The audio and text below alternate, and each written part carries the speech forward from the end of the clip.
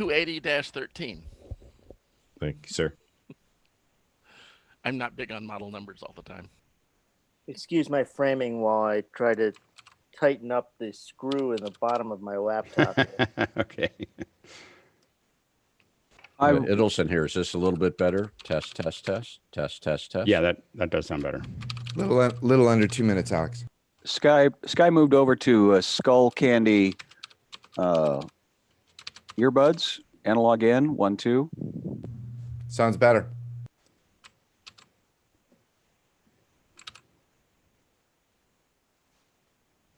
Chris Fanwick, if your boom is touching the table where your drive is, if it's clamped on or if it's touching. It is, unfortunately. So then another thing you could do is like a little microfiber, put that under your drive, and it'll isolate the drive from the table. And it's not gonna I'm going to get it off the table and put it on I just have to build a piece of furniture Even a for the t-shirt in the closet that's right meantime. here. Ooh, I don't want to move it. It's spinning. I'm going to unmount We're just showing it. you. We're just showing you how we become. We continue to become more. 1 and more minute. particular. You have the con. It's streaming. Thank you, Juan. We are streaming live, so we're just going to get started here. So let me pull up my little notes here. Hi, everybody. If you're just tuning in, or if you haven't been here before, this is Office Hours, and I'm Alex, and this is the panel here. There's panelists, and then there is attendees. If you're wondering how did all these panelists show up, and how am I the attendee if you're just getting started here, it's because people showed up early. We opened the doors at about 6. And then we kind of go through everything, and we tend to close before we start streaming. We tend to close adding people in. So if you want to be in the panel and you think you've got good audio and video, just come here early, get here by 6:40 Pacific Standard Time, and we'll have you come in. So all you have to do is know that you have good audio and video, because we'll go through it, and also raise your digital hand before 6:40, and we'll bring you in there and add you to the group. The other thing we request is that everyone put their either city and state or city and country, just so we get if you're in the panel, just so that we get to know who you are and where you're from. If you're in the as your panelist, we kind of have set up this little set of this process. If we're talking about a subject and you want to ask a question or make a comment about that subject, raise your physical hand. If you have a new subject that you want to talk about, raise your digital hand. That means I know that if I'm going to go to you, it's not going to be about whatever we're talking about, and that's totally fine. This is what we do. So it's totally fine to do that, but make sure to just use those two nomenclatures. If you are an attendee, ask your questions in the Q&A, and then keep your comments in the chat. So if you have things that you want to say to everybody, the chat is a great place to do that. If you actually have a question you want us to address in the show, then go ahead and put it in the Q&A. So that's the best way to kind of process that. Also, we have started building up Discord. So we put out invites at 6:30 that last a half an hour. So if I'm telling you now, it's probably gone. At 6:30 in the morning, we put out the Discord invites. We may expand that a little bit further down the road, but we really wanted to just kind of start slowly and get our wits about us. So Discord is set up. That means you guys can talk about this stuff even when we're not talking about this stuff. 3 hours isn't enough for everyone to talk. If you're watching on YouTube, we broadcast this for an hour. There's an hour before where we're really open-ended as far as the talking goes. And then there's an hour oftentimes afterwards. Today, for instance, we're talking about best practices in Zoom. So we'll be talking about just what we have found to be the best way to do it as a group. A lot of us are doing Zoom events, and so we'll talk we're going to trade notes, but that changes all the time. Tomorrow we're going to talk about kit building, and it's kind of part 2 of our kit building discussion. So that's coming up. Also on Saturdays we have longer days. So we have the standard 6 a.m. that we open, but 7 to 9 we talk about whatever we're going to talk about, answer questions. Then at 9 o'clock I'll be talking about compositing graphics on the ATEM. Final Cut Pro Deep Cuts with Steve Bays. It will be at 10. We're going to talk. We're all learning Mimo Live together with Oliver Breidenbach from Boinks, and so we're kind of as a group figuring it out, which has been really fun. And then I'm talking about photogrammetry basics to the iPhone. So basically, how to take pictures and then with your phone and turn them into models on your phone in AR. So we'll be doing that there. And so that's that's kind of what's going on here. And we are going to start opening the questions. I've got a couple questions to start with, so I'm going to throw them at you and see if anyone has any answers. This is kind of these are things that I'm trying to figure out. One is, we talked a little bit about recording. We've had some discussions about recording bands. So it's very hard to record them live. But one of the other things that we thought of is, what is the easiest way to record? Let's say you've got 4 band members that are sheltered at home, and you want them to just use their iPhone to record their track along with a video, so that we want the video with their track, and we want them to be able to, so the first person would probably hear a click track, and then you would essentially, send it to the next person, send it to the next person, send it to the next person, and have them just add up all those tracks, that I get a multi-track with all the videos. All I can say is that if it hasn't been turned into a product, it should be. But what we're trying to figure out is what we think is the most elegant way to do that. Anyone have any ideas? Yeah, go ahead, Chris. Maybe. Yeah. I too many screens. So I don't know that I would cascade it, like keep passing it down. I think I would start with a single reference track and have everybody record it and then sync them together. I don't know if there's going to be a timing issue, but the cascading it or passing it along seems like it could be a thing. I'd like to know how some of these big choirs are doing their stuff these days. Right. That's exactly like you explained it. I'm sorry. No, I would have to disagree with him, because I think that whole collab concept, if you've ever seen like the Pizza Hut or whatever it was, where the kid like started some audio tracks on his computer, and then the kid showed up with a pizza and said, hey, let's collab, and added some other stuff. The kids nowadays, I think, love that. If you were to start up a mobile app that said, here, sing your part of the song, send it to the next guy, that's the drummer, let him play his part of the song or whatever, you got to have a ticker going. Send that to the next part of the song, send it to your guitarist. And you could, you could do it either way, I think. Chris Summers, you were going to say, and then I'll come to you, Phil. Chris? Yeah, I was just going to, what you were saying, Alex, it sounds similar to what Grant was saying the other day in terms of that train concept. It's similar to that. The main thing that I'm trying to figure out is, like, what would be the most efficient way? Let's assume that our artists are not very technical, and we're just trying to have it be easy for them to do. I'm just trying to think of, like, it seems like, I just want to make sure that there's not like an app out there or something that is like, there's 1,000 ways to do this. I'm not disagreeing that there are 1,000 ways. What I'm looking for is the most error-proof, simple way to pass this along, so that I get back the files, and I get a video file and I get an audio file that I can mix into something. Phil? Will it not depend on the composition the problem of is the you're going piece? to end up. Oh, go ahead, Chris. Oh, wait. Go ahead, Chris. Sorry. Go ahead. Will it not depend on the composition of the music piece, how it's made up, depending on if other artists in the group need to click off each other, or can they just play solo individually? Will it not depend off of that? Yeah, I mean, I'd like to have both options, that are available to the artists, where they can, they could either just listen to a click track and just play it, or rhythm, click and rhythm. My But I think girlfriend. that sometimes they would need it. Sorry. My girlfriend is a violinist for Ain't Too Proud on Broadway.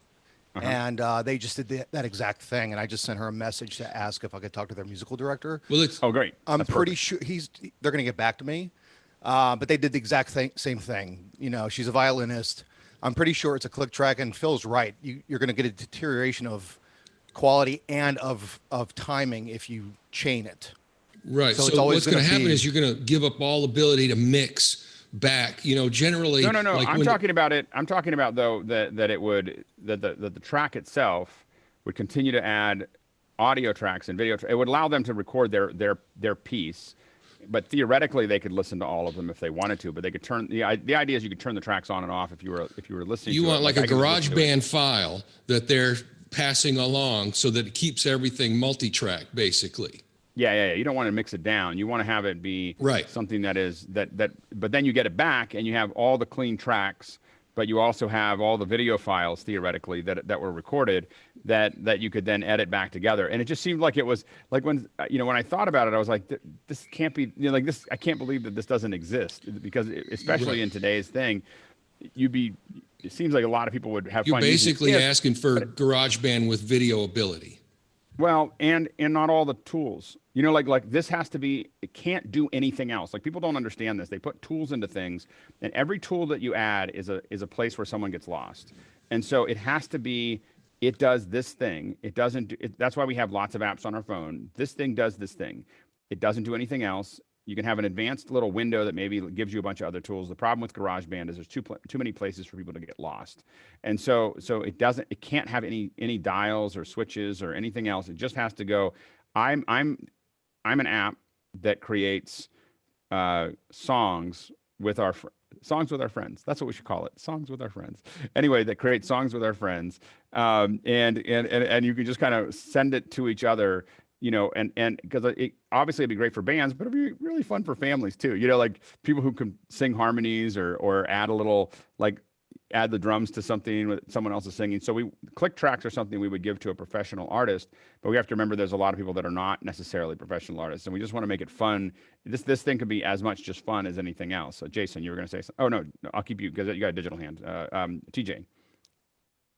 Yeah, so I've actually at work been involved with a couple of projects and 2 streams on this. One would be, is live a possibility for you in terms of you have a live playout and you're capturing them via source? Because we've been doing some stuff with LiveView where we are feeding them IFB of the click track and everything that's been done so far, and then we're recording their return track.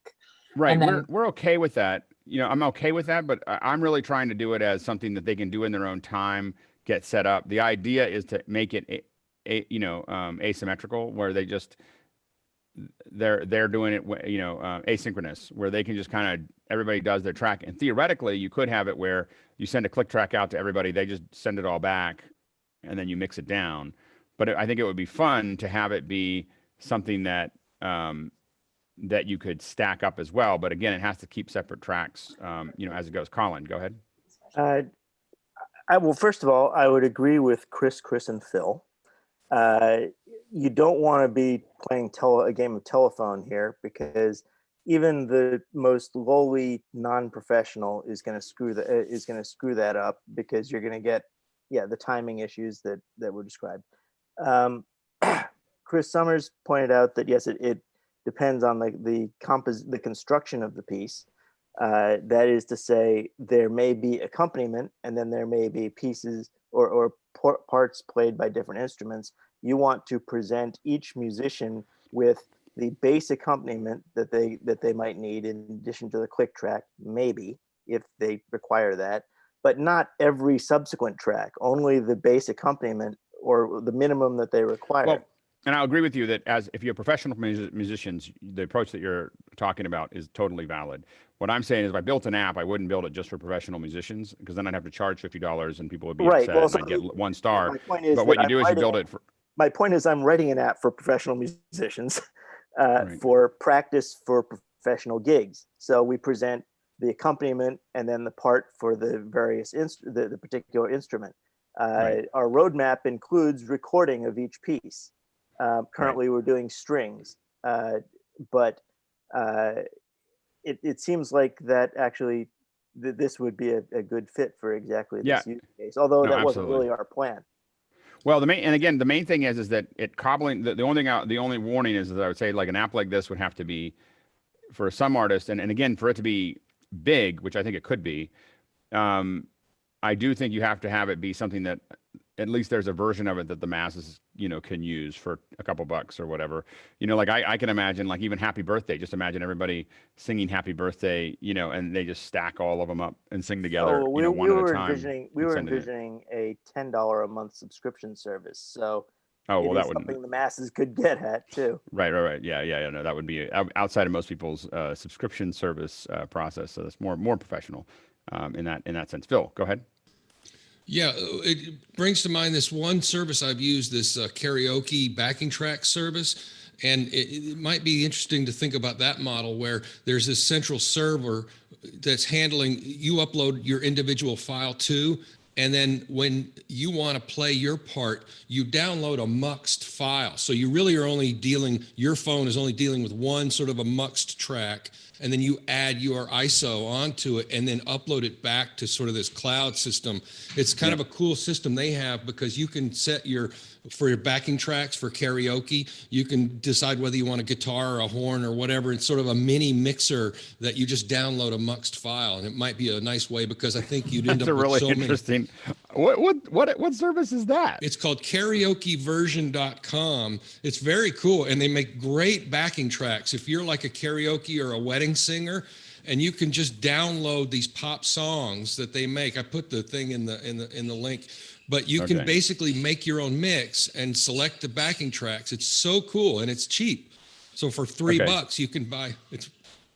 Okay, that sounds great. Okay, so everyone just think about that. That's all I want to. I don't want to take up any more of our time talking about it. It was just something that came up, and I was just like, there's got to be a solution for this that is simple and everything else. And I'm going to jump to a couple of the questions here. Alex says, not this Alex Olegnowitz, I think. Anyone knows a utility for Windows to introduce audio delay, but only on the USB mic source? I don't know that answer. Does anyone know that? So we need a utility for Windows that you can do audio delay, but only on the USB mic source. You could use any virtual component software that you wanted to that would be able to set the audio track. Just don't use the video from it. But it's not setting the audio track, it's delaying it. It has a delay service in it. Yeah, I can delay as many milliseconds as I want on the feed I'm using right now if I wanted to. But what utility does that without any other big app or anything else? It's just that's the the utility. thing. I haven't seen one yet like that. No, that's you have what to we're trying get figure out. software. Like on the Mac, it would be audio hijacked, as we learned this morning. So that's the it just does the thing that OBS supports a delay. Right. So you could use OBS to support it if you're going into something. If you're trying to do a utility that delays it and then passes it into another app, that's the part that we don't necessarily have. Voicemeeter would work. You could have the virtual mixer Voicemeeter from BB Audio has an audio delay feature on that as well. And it can basically take that mic in and then pass it to another show up. Yeah. So what's it called again? Voicemeeter. There's several versions. There's Voicemeeter Banana. There's Voicemeter Potato. they're all made by VB-Audio. So if you search VB Audio for Voicemeter, that's available. It's a virtual audio mixer.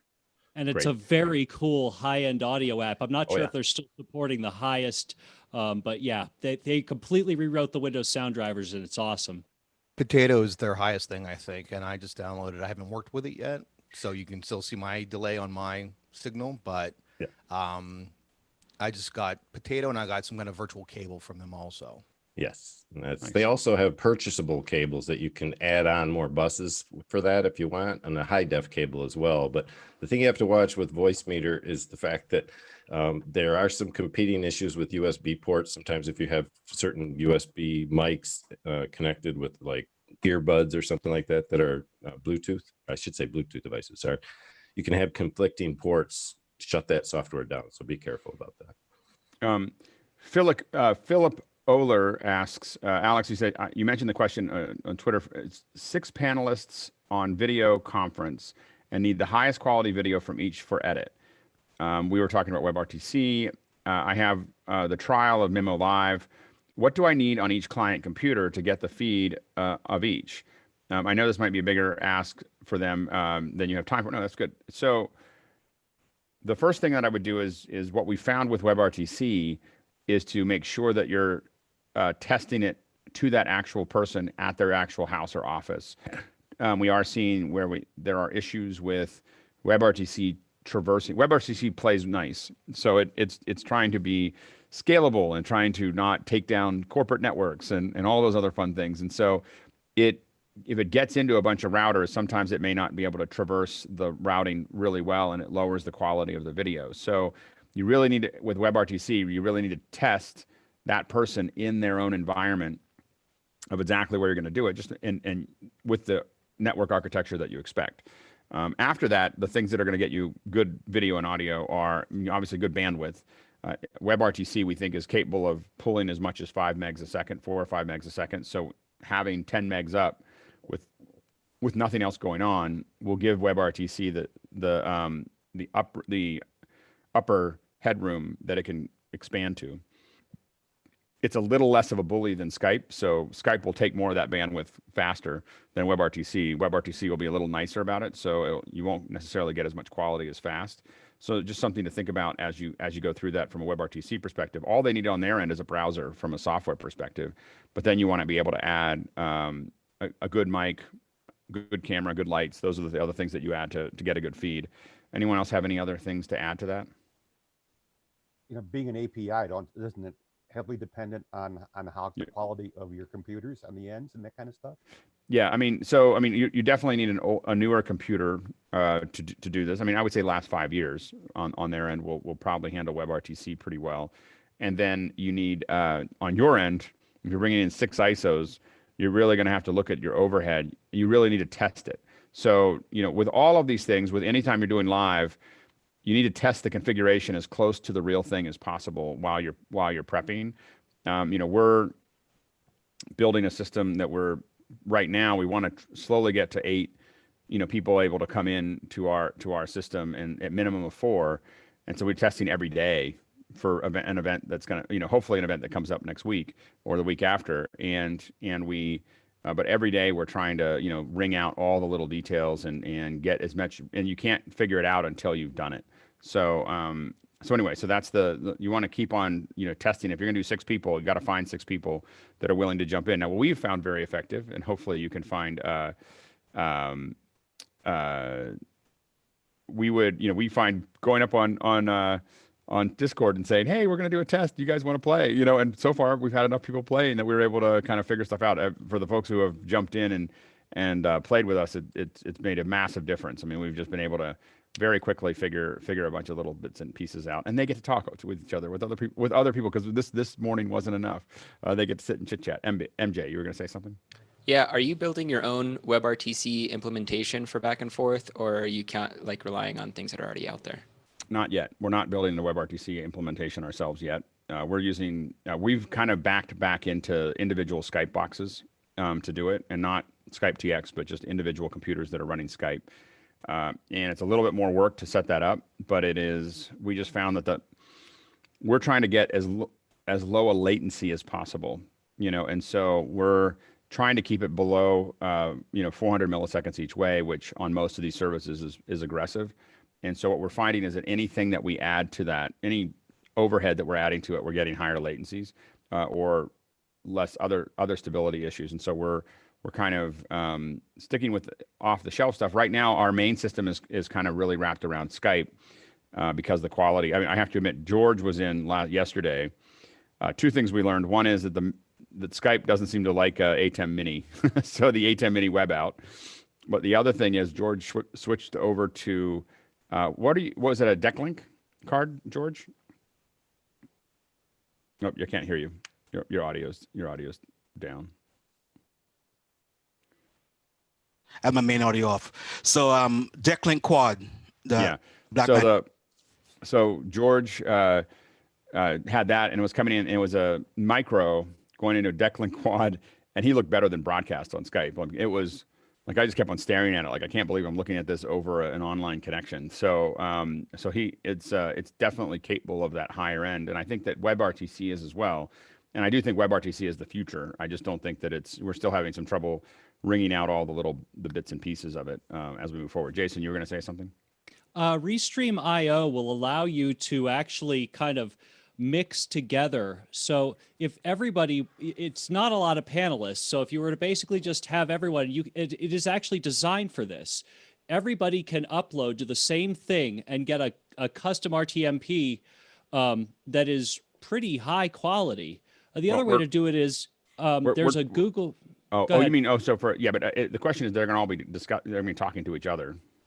Right. So the idea is do the Zoom meeting as you would, but while you're doing it, everybody's streaming up because again, like Zoom is all about latency. And the main thing is just to make sure that you actually can that you actually have enough bandwidth to do both of those at the same time. Out of a consumer connection, I think that could be tenuous. So, and then there's also just ownership of the camera. Yeah. So there's anyway. So we're gonna, but that's our answer for you right now. Jem, do you got another question or comment? Yeah, I mean, my wife has been for 15 years a theater teacher for kids, and she's obviously going through huge struggles right now because they're trying to rehearse on Zoom, which is just a complete cluster.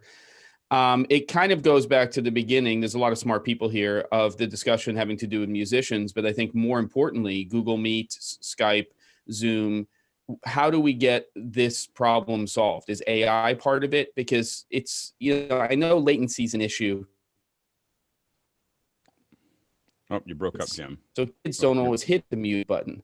And how did it hurt with each other? Oh, is that bad? No, Hello? you come back Well, now. I think we just experienced it. This is the implications that we have to address. You illustrated this all the it. time. You illustrated it about as perfectly as possible. Some of the problems there. Go ahead and try to pick That's up why I again. Yeah, I mean, I think that I have been thinking about this idea of doing plays on Zoom. It interests me as far as and the issues really that they're having are related to the latency. Jem. Oh. No, with my crappy, can you hear me? Can you Yeah, hear I me? can hear you now. Yeah. Okay. Yeah. So it's really the whole concept of rehearsals, right? So it's the idea of, okay, fine, musicians are trying to record an album or something, but the kids need to rehearse and they need to interact with each other. Obviously, there's going to be latency issues, but it's how do you do that effectively? And I don't think that this tool here is where it needs to be. So building an app may not even be the solution. Well, I'm just trying to start that conversation. I mean, I do think that is as much a wetware problem as it is a hardware problem, in the sense that, I think that it is, and again, like culturally, I go to a lot of Zooms where people don't have good cameras and mics, and they don't mute when they're not talking, and they don't do all those things. And we do that, and it kind of creates a relatively clean conversation. But that's a learned behavior on our end, not it's not necessarily the it's not necessarily the hardware or software limitation. It's just the fact that people need to learn how to do it well. But that's true with every interaction with technology. I mean, yeah, I mean, or even in stage. I mean, learning when you're on stage, you learn to speak from your diaphragm, because otherwise you'll either no one will hear you, or you'll lose your voice. So if you don't learn to do that, you're gonna. So this is another. Learning how to do this online is another set of techniques.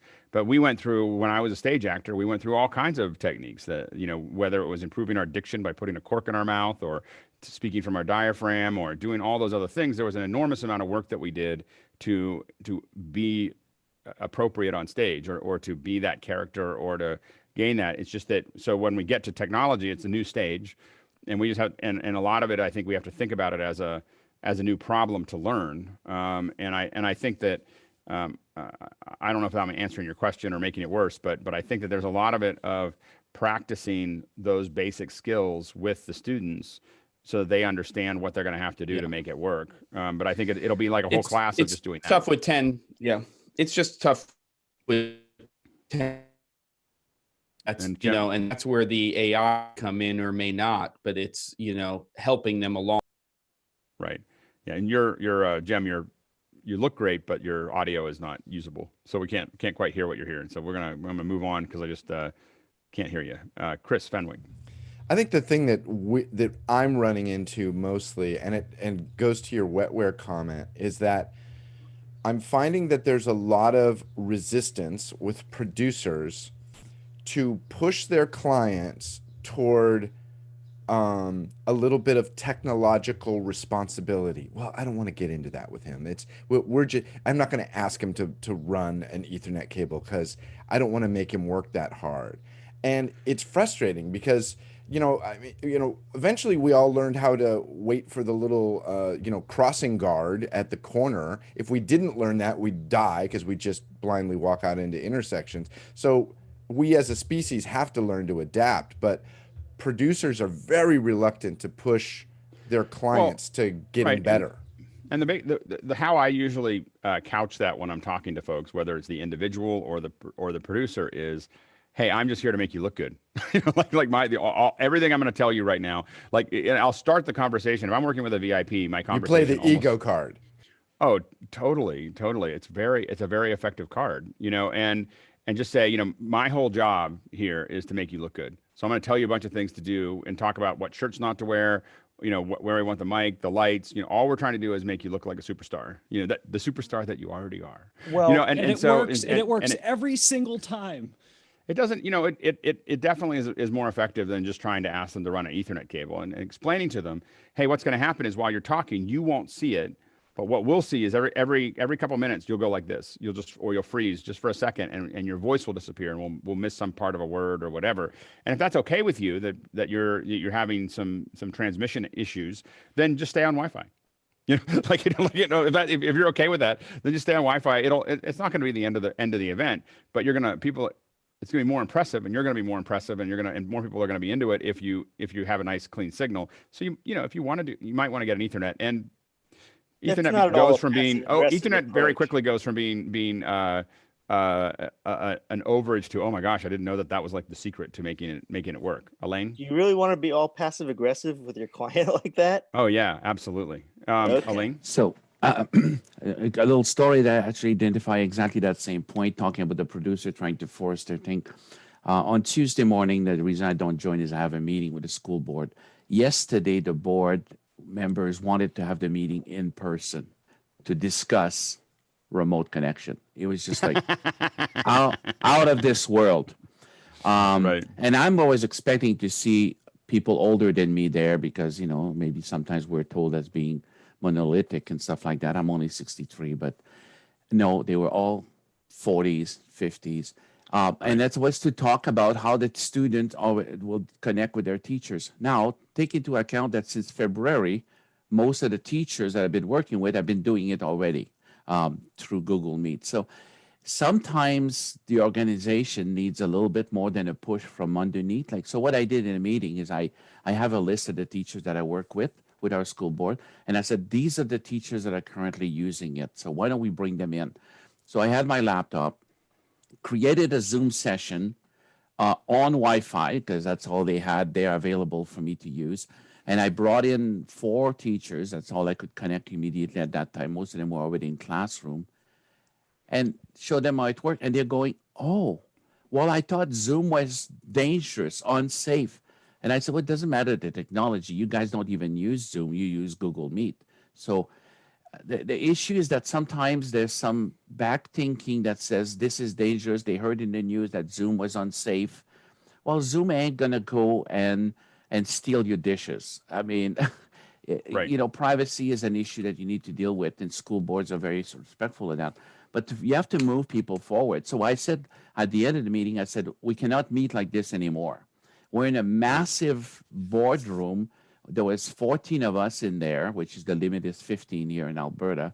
6-7 feet apart. That's not a meeting. It's like, well, and it's also not safe. I mean, it's not, if you're talking about it, it's 6 feet apart where everyone's touching surfaces and everyone touches the door handle. So the 6 feet, as soon as everyone touches the door handle on the way in, there's no 6 feet apart. Like you've just eliminated the whole thing, and so, exactly. But it does illustrate the people's problems with security is that they worry about this long password and then they do stupid things with it, and so it's in the same way that that's not secure. And again, we have an opportunity as this group to constantly be educating people on how to do this better and how to have better audio, how to have better video, how to be more successful. Because, and then the goal, at least my goal in the next 18 months is that people are in a different place. They're considering this in a different way.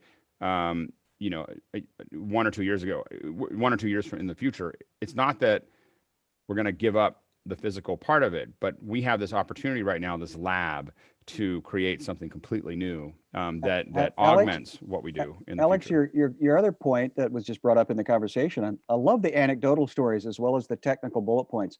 But Alex, your point of a digital native versus a digital immigrant. We are all digital immigrants. We've had to move into this world where my children, they've never not known the internet. Right. And so that whole comfort zone, as Alan was just referring to, of decision makers, and your point earlier about the ego of the actor and how now Colin's comment about passive aggressive, I think it's puts the responsibility and accountability onto the client. Right. Well, and I'm just saying, when you see it at the other end, a lot of times when I'm talking to someone, a VIP, I'll just say, you're going to watch the stream later and you're going to see yourself freezing and you're going to wonder why that is.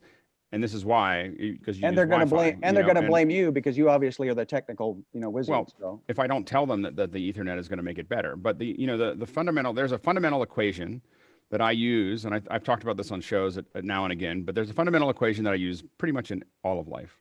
And this equation is that action occurs when possibility is greater than circumstance. It always occurs. This is like gravity. Action always occurs when possibility is greater than circumstance. And the velocity of that action will be dependent on the delta between the possibility and the circumstance. So when something is, so someone has a circumstance that this is hard, you have to figure out a way to create a possibility that's bigger than whatever their this is hard is. Now, right now, what we have is a possibility that they can't talk to each other. Being able to talk to each other now has become its big possibility, and there's circumstances of, oh, this is hard or this is not safe or whatever. They get over that because the possibility is they have to get this done. And so when I'm talking to clients, when I'm talking to everyone, I'm trying to figure out what is their circumstance, and either I'm going to lower that circumstance or I'm going to increase the possibility of what it is. So when I'm talking to an actor who doesn't want to run Wi-Fi, I'm just trying to create, their circumstance is that's a pain. And I'm saying you will look better if you do this. And so and all I have to do is get it. If I get it a little above it, there'll be action. They'll start figuring it out. If I get it a lot above it, they'll figure it out that moment while I'm talking to them. And so, but if you figure that, in that math, when you're talking to people about this and you're trying to move them forward, that possibility, action equals possibility greater than circumstance works all the time. Like it's not, it's like gravity. Anyway, I'm going to move on to another question here. I want to make sure Chris is writing all this down, and Chris is the scribe of our tribe here. Just Ben, a quick Ben was comment. like, oh, I already knew that. Just a quick comment on that. Like, there's only 53% of the world that has internet at all. So how do we deal with organizations that have to connect and communicate with those that are not? Well, I'm thinking about those in Nunavut for me in Canada. I have to mail them a DVD with a course on it. So then it becomes a lecture format, and we do telephone conference call. What I would say is the first step is to get it working with the people that do have the internet.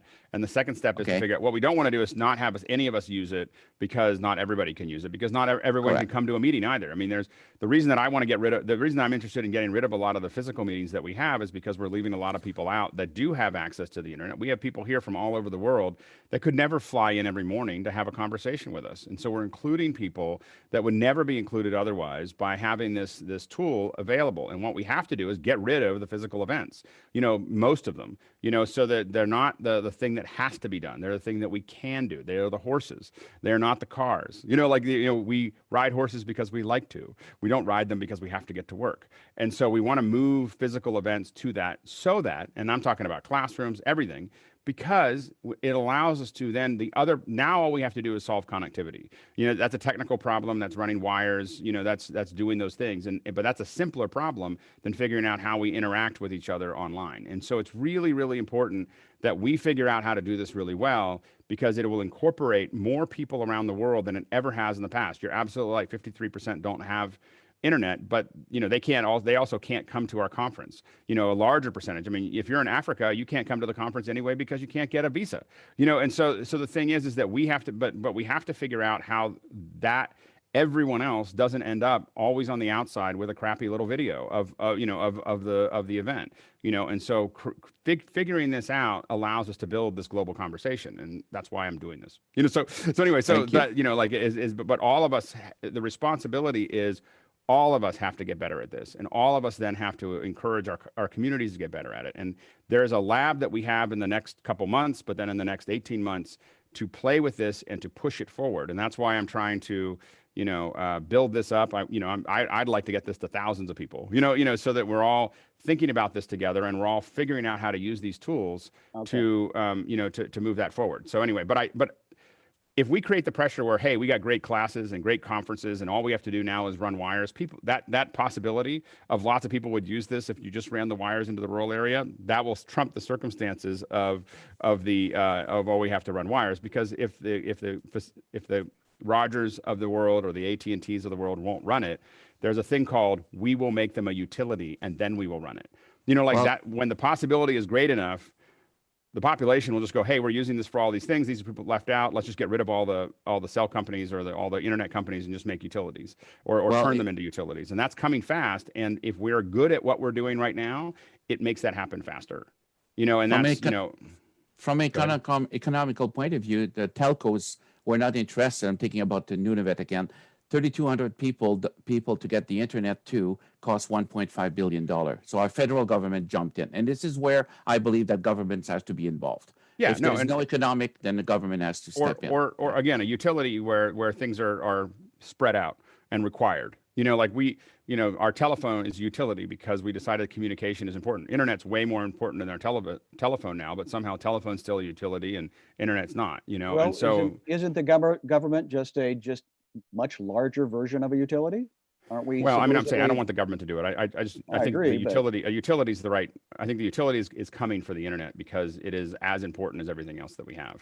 Carl Guest says, curious to know if anyone has tried Twitch for streaming since it was built for video and high usage as opposed to Zoom that is tight, that tends to get rickety at high loads. The problem with Twitch, of course, is that it's a one-to-many stream. It's not a many to. The reason that Zoom gets rickety is because it's doing something that's much harder than what Twitch is doing, which is that it is taking all of these feeds. I mean, as someone who started with, I was in 2005,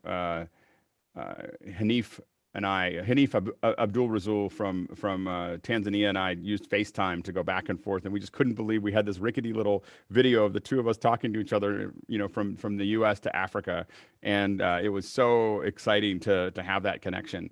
And then we got to Hangouts where we had 10 people, and now we have one where we could theoretically have 1,000 people with all their videos, and the technological wonder of what we're doing should not be no matter what happens with Zoom on a day-to-day basis, this is magical. This is that we can all just sit there and have a real-time communication.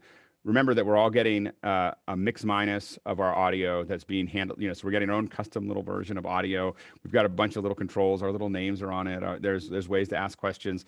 This is there's lots of things I'll complain about with Zoom, but we just have to understand that what we're experiencing right here is a big piece of that process. And Twitch doesn't do that. Now, Twitch does a lot of things that are great. It's got great audience interaction. It's got, a lot of audience bits and pieces, and you can take this, what we're using here in Zoom, and stream it to Twitch. You can capture the screen and stream it to Twitch. Right now, we're streaming it to YouTube. YouTube is good at that as well. So there's lots of ways for us to do that. So it's just a matter of, but this is doing something very different than Twitch, I would say. Now, I saw other hands up, but then they went down. Maybe I already said it. Sky, go ahead. I'd love to jump in on the comparatives of software after I experimented and was with regards to YouTube Studio and OBS last night. We did a great test, and wow, YouTube Studio is really good at the YouTuber, but I think it also has a noise limiting concept, because as we were playing a sound piece with a vocalist and a piano, as soon as the piano came in, it almost canceled it out. And then consequently, we moved everything. So Zoom's now you auto-ducking. tell me. Now, where were you last Sunday? Yeah, Anyway. Zoom's auto ducking is going to be a problem. No, not and Zoom. that's- Sorry, not YouTube's auto ducking. YouTube auto ducking? YouTube Live has I think it has an auto ducking.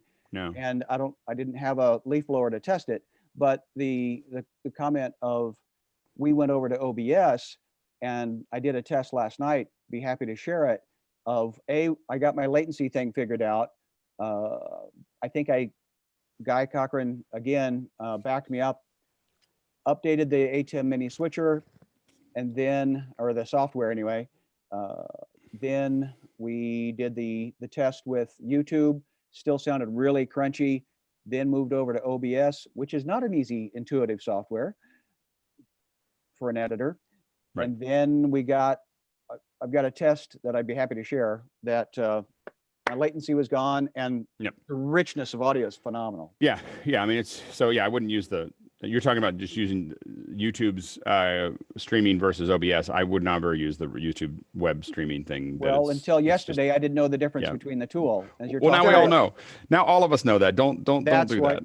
Don't do that. Scott, Yeah. Anyway, when so you say, hang on, Well, no, Scott, right when you tool for say the that- right job. Right tool for the right job is the point, because YouTube Studio is great for the kid that has, you know, a room full of noise and just wants to do a thing, but it's Yeah. not a complete tool. It's or not they've, a or they've fixed the problem for you in the Marty. Marty, you were algorithm. going to say Marty. Oh, There we go. I had to get my unmute working. On a lot of this stuff in the corporate environment, what I've come across and am now hopefully dealing with is a lot of these places, the IT department are the ones dealing with all this. And they know about computers and all that, but they don't know about production, about audio, about how to fix the audio things, even simple things like getting people off of Wi-Fi and onto Ethernet. They don't really think about. And at least our local county government, somebody said, hey, why don't we get an AV person in? Right. And one of the things that I'm coming in, so I'll be up there today helping them, is I'm lending some credibility also because we're here in Marin County. What's a major product of Marin County? Filmmakers. Right. So I'm coming in as the expert from the movie business to set up some rooms for them. And they're actually kind of interested in your product now because yesterday's live stream they were doing in the morning, WebEx crashed. Sorry. From the server side. Sorry, we have so much trouble with WebEx that there's Yes. always, you're always like, oh, WebEx, you know, And they were using WebEx because they'd heard, oh, Zoom is insecure and bad to use and all of this. And I'm thinking, wait a minute, you're doing a publicly streamed live stream thing. So Right. what's it matter if somebody can tap into your stream and look at it? You're broadcasting it. Right. And by the way, John Broman asked, he said, or when are we getting back to the fundamentals of the Zoom meeting? That's the next hour. So it's 8 o'clock to 9 hour. When we say the second hour, the 6 to 7 hour doesn't really exist. It's kind of like people just wandering in. The second hour is the second hour is really the 8 to 9, not the 7 to 8. So we are getting to Zoom. In fact, if you're asking questions about Zoom, I'm skipping them right now because I'm going to do that. Brett Rams, I'm just going to do a little bit of, is there some way of getting access to non-YouTube stuff after hours? The third hour is 3 a.m. here. I'm sorry, Brett, about that, but not right now. We're working on it, and we may make those available at some point in the future, but we're still kind of working through that process. Albert, hey Albert, coming in from Kenya. He said, my biggest challenge with digital or online sessions is normally differences in etiquette and personality crushes since technology connects diverse cultures, language barriers, etc. I once called someone Madame, and she wasn't very excited. In Kenya, that is a very respectable name of honor. How do you see this? Yeah, this is something I've dealt with for a long time, is because I work all over the world, that there's all kinds of things that you do that are going to make people, upset, on the other side, or at least feel like that's a slight. I think part of it is being clear of where you're coming from. And then also a lot of what I do when I'm, especially in a more formal environment, is that I'm pretty careful about now just using nouns and verbs and not a lot of adjectives, and all kinds of the extra things we add to what we're talking about tend to be the things that get us in trouble. So one thing that I learned to do when I'm overseas is to just say what I need to say and not make it flowery. Idioms are the things that get you in trouble, but any kind of flowery talk tends to be the thing that is misinterpreted in other countries. It's also hard to understand with people who only speak, basic English. And I always like to tell people that when I'm trying to speak to them and having trouble understanding English, I always remind them that their English is better than my Swahili, or better than my French, or better than, pretty much I can say that with any language. so as if you know more than one language, you're multilingual. If you only know one language, you're American. So I think that understanding that, but I think that the big thing that we do have to get good at is only saying what we need to say in a lot of multicultural environments. Colin, you were going to say something? Yeah, I'm going to circle back to Sky's comment because that's what I was trying to address. I know we're going to keep moving because we're not. We need to circle back while this is fresh, because it's an important No, point. we'll come back. Just bring it up tomorrow. Like, we're going to keep moving through it. Like, Oh, okay, so we when can I'm- when drag I'm- this out for 5 days if you want. No, If that's your preference. We're gonna keep I'll meet moving. you on. I'll meet you on Discord, Colin. I'll catch up with you, man. Take it out in Discord. At times, I'm going to keep moving the subjects forward because there's 157 people here, and we have, so I'm going to make decisions about the show that say, hey, I don't want to talk about that anymore, and we're going to move on, and we're not going to actually get to everybody's comments. So just so you know, that's why that when I'm doing it, we're not going to take everything to its nth degree here. That's why we have Discord. We can continue to Discord this whole process. But if I cut you off, or if I don't come to someone on that comment, know that I am making a decision that it's time to move to the next segment. So that's why we're doing that. Ryan Perez said that I bought Wirecast a few years ago and I haven't been able to get the best out of it. I meet the minimum requirements. However, it tends to drain my PC CPU. When I go live, it goes choppy and it will get mic sync issues. Anything I can do, or should Wirecast be a write-off? I mean, this is always the challenge with software-based pieces, is you really have to look at not only getting a reasonably good, meeting the minimum requirements means that you can put one input in and you can play a video out, maybe put 2 inputs in and play a video out, but you can't do any graphics, you can't do anything else. What you should be looking at is 3, 4, 5 times the minimum if you're going to start really pushing it and doing more than just a basic encode. So what's happening is, as you add those inputs, as you add graphics, as you add almost any of those other bits and pieces, you need to soup up your machine so that it can handle it. I know that, one of my test machines, as an example, I built a 4K encoder, and when I run Wirecast on that machine, I think I haven't ever seen it above 12%. So it's possible and I put a lot into it just to see how far I could push it. So it's possible to build a computer that can handle Wirecast without issue. It was overkill because, in parts, unbuilt, it was like $5,000 of hardware. So it's about as powerful a PC as I could, not as powerful as I could build. I could put more cards in it and everything else, but it was, it's there. And that's more than you need. But the point is that if you're getting just the minimum requirements, if you're buying just what they say in that list, minimum requirements is also minimum use. The problem with all software-based switchers is that you need a lot of headroom because they will let you do things that your computer can't. It doesn't mean that you can't use them or shouldn't use them. There's lots of good uses for them, whether it's MimoLive or vMix or TriCaster. There's plenty of those that are valuable. Just know that they're capable of taking your computer to a place that is no longer stable. I just want to touch on one thing on that, and it's never normally a memory issue. 16 gig is plenty to stream with. You don't need 32 or 64. You just need more processing power and video processing power, GPU and CPU. Yeah. GPU and CPU are the parts that tend to be the things that do it. You're absolutely right on that. And drive speed, if you're doing DDR, some kind of playouts, making sure you're on SSDs rather than spinning drives, which isn't as much of a problem now as it used to be, but that's something to talk about. We talked about this a little bit earlier. Some musicians are trying to play together virtually. I have a few options, but has anyone found the right tool? Whoop, it disappeared. Whoever did that, I will, don't do that. Anyway. That was me. Apologies.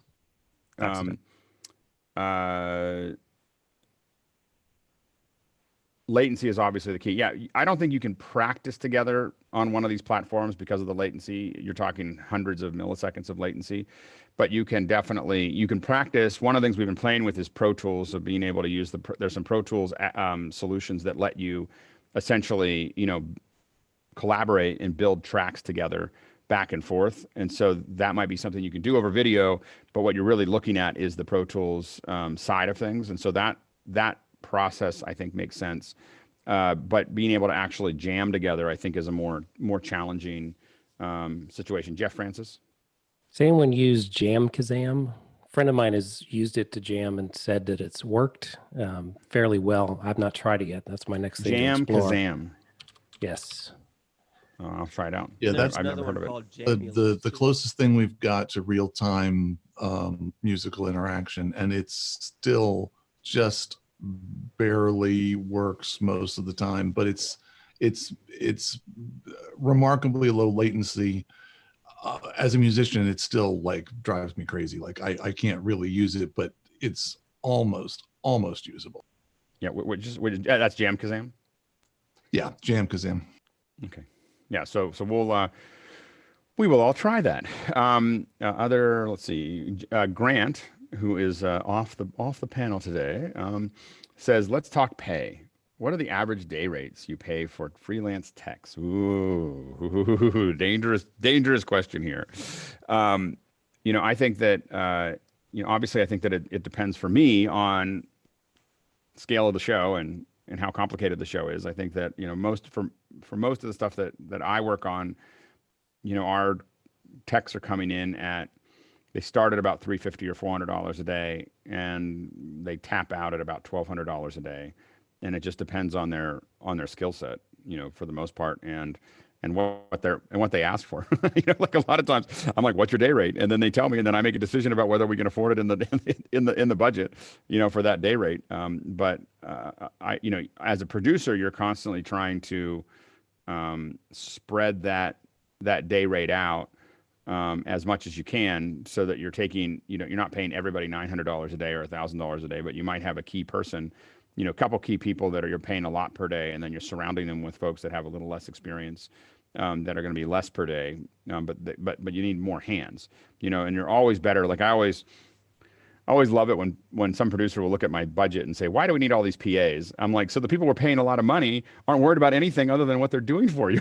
Like that's why you have PAs. That's like the grease that makes the whole thing work, is all these little PAs, not little, but PAs that we're not paying that much to, that's the last thing you take out of the system, because it's not very expensive.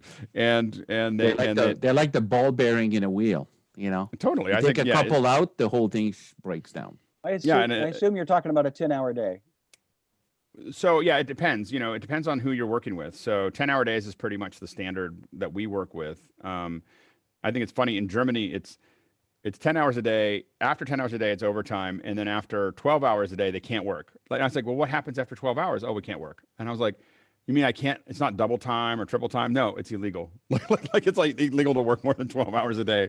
And we've had trucks like parked in Berlin, because the truck driver hit 12 hours and couldn't go any further. And now we just have to wait until he finishes his piece there. And so, if you're doing union, obviously you're considering their day rate an 8-hour day, and so it's a straight and 8, for what they're doing, 8 hour, if it's a general, like non-union, most people are bidding to you at 10 hours. And then there's some people like me that will just do day rate. Like, I don't care how long it is. I don't charge overtime. I don't do anything else, but my day rate's really high. So I just go, when you buy, if you bring me on set, I say, 18 hours, after 18 hours, I'm going to need to sleep, but I'm expensive to bring in, and it doesn't matter how little or much it is, for me.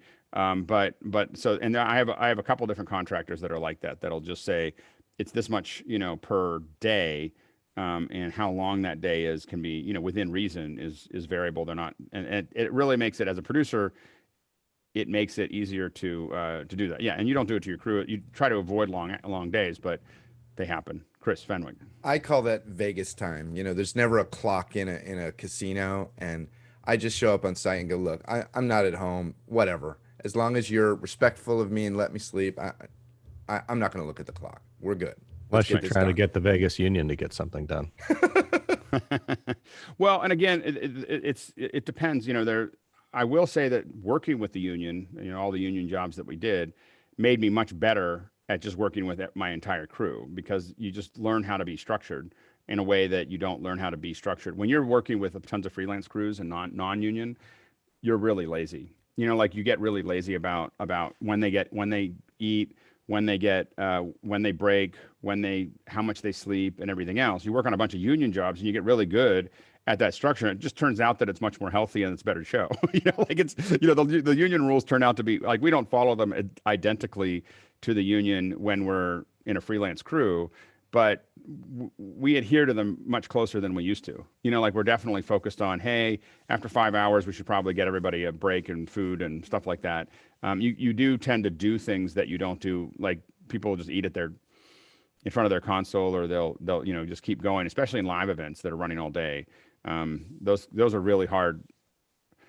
The math of unions gets really difficult on live events because you don't have anywhere to break. you know, in the way that they need it. So I missed a lunch break one time at Moscone by 5 minutes, and it cost me $26,000 because it was a big crew that now is in meal penalty and then into overtime.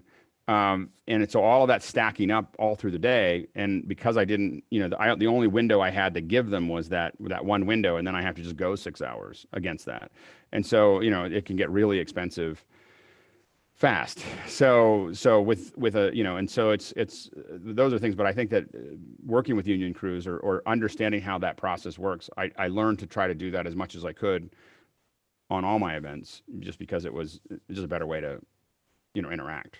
So I think how do you overlay a project-based request? We want you to do this as a project. I prefer it that way. So like I hate line items. We can talk about that bidding another time, but I hate line items. I want to tell you how much this is and then tell you in detail what I'm going to do. And if we go outside of that, I'll tell you how much that's extra. But I think of it like a menu. If you go to a restaurant, you don't ask how much you're paying the cook or how much you're paying the electricity, how much you bought wheat for today, and where they bought the tomatoes. You just want to know how much the spaghetti is. And in this case, the spaghetti is $14,000. And it's really good.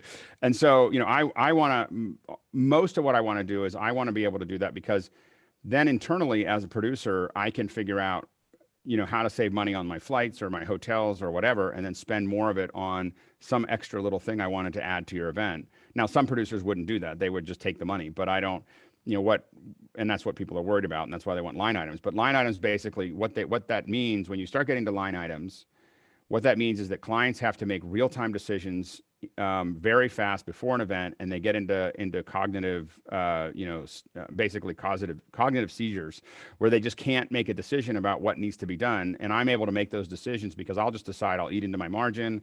I'm going to get enough, and I bring so I charge a client for something and I calculate, how much I should charge for the equipment and everything else. But then I bring twice as much as I told them I was going to bring, and I fly lenses in because in rehearsal I decided that I didn't like that lens. And your so markup, creative.